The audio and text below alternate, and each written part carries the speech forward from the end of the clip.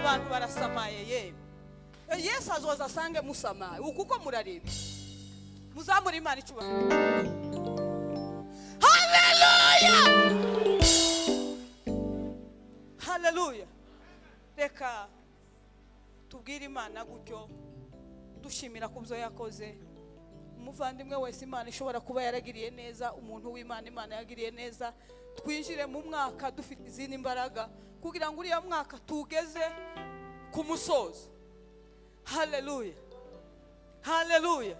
Imana itabara abantu bari kure ntibari hano pi, ariko reka dutange gahunda. Hallelujah. Hallelujah. Hallelujah. Hallelujah. Hallelujah. Hallelujah. Hallelujah. Hallelujah.